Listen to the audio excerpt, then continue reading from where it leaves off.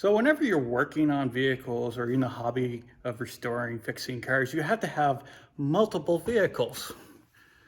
And you also have multiple parts vehicles because you need a resource center.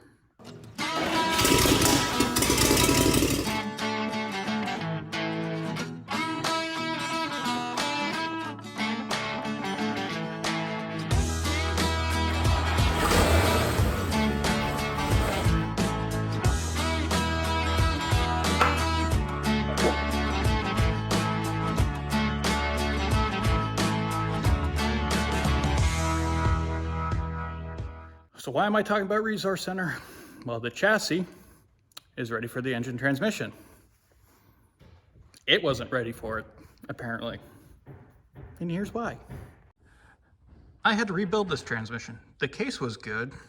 I had to swap out different rear mount, possibly have to swap out the top shifter, had to move the clutch rod from the other side to this side. And here's the bucket of parts that came out of that transmission. And some of the gears, I would say worn away. Not conducive for driving ability and longevity, obviously. But wait, it gets more in depth. This is the casing from the original truck. So a crack starts here, goes all the way up here, across this casing, all the way around, and is actually snapped off right here. So basically, I did a mad dash of taking all the internals out of this transmission and slapped it into that transmission. Since it wasn't planned, I didn't have time to get cameras, tripods, and everything mounted because I wasn't expecting to do this. You know, make the plan, execute the plan, expect the plan, go off the rails, throw away the plan. But now, it's rebuilt, it's attached, and it's ready to get dropped in. So that's next.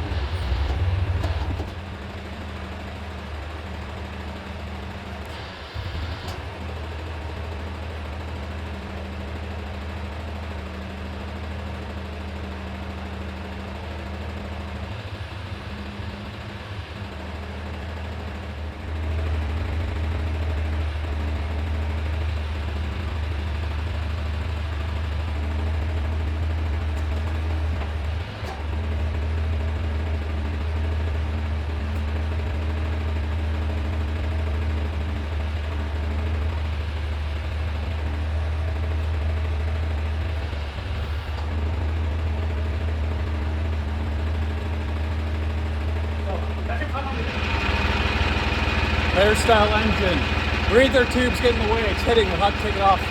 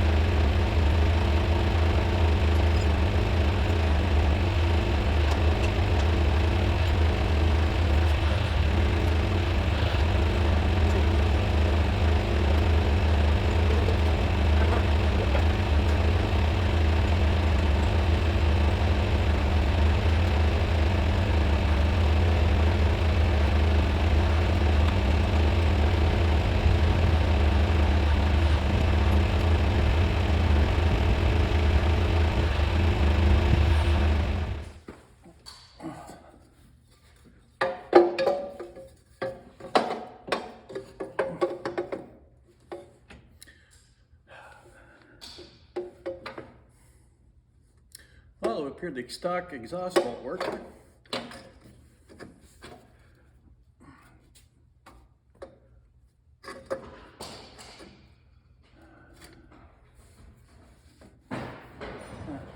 Clutch pedal kind of runs into it. If I had a manifold that dumps all the way to the front like this one on the other side, we could make this work.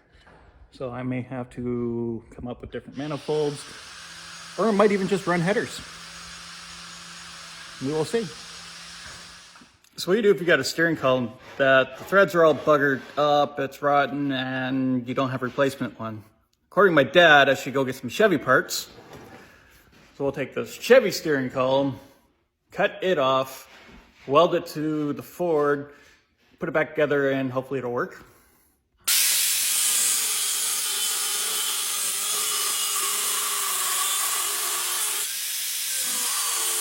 So the first one's cut, and I used the grinder. And then Dad pointed out something. Use the right tool for the right job. So we have the shafts cut and ready to go, but it's a slight problem. The Ford is a 7/8 shaft and the Chevy is a 1-inch shaft. So you have to make an insert that steps down from the larger diameter to the smaller diameter and insert it. And once it's inserted, I can weld them together. This will ensure it's aligned and straight, hopefully. Okay, so I have my smaller shaft, my larger shaft, and to get them to weld together, I have this adapter. The milled side is the inner diameter of the small pipe, and the unmilled side is the inner diameter of the bigger pipe. It goes together like this. I remember how to put it together right.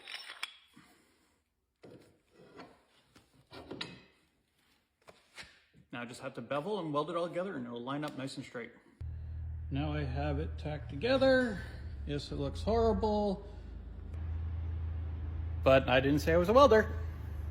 That grinder makes me the welder I ain't.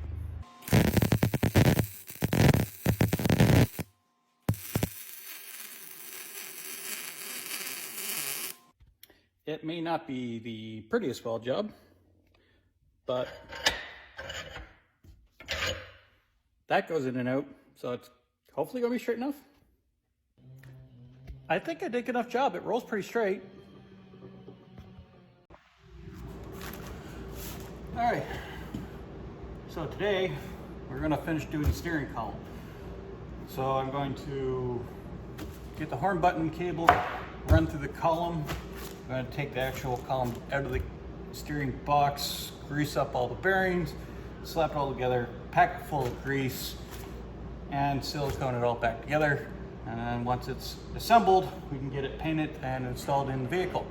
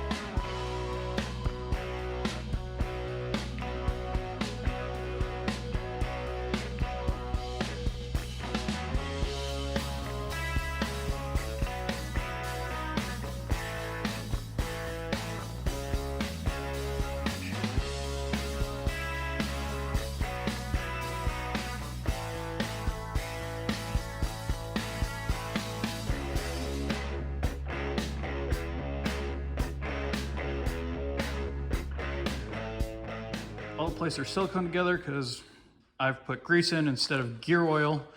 Everything's silicone closed up. The wires ran through the worm gears in. It's packed full of grease.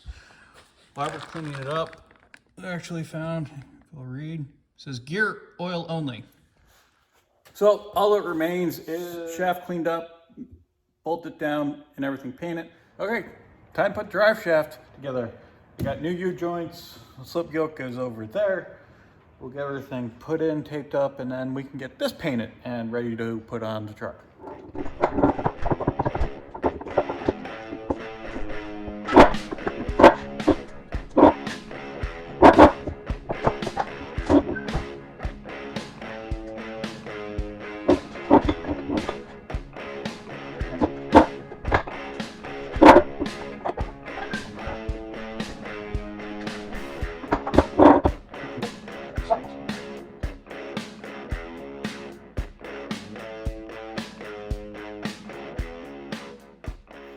So when you put your drive shaft back together, you want to ensure that this U-joint and this U-joint are lined up.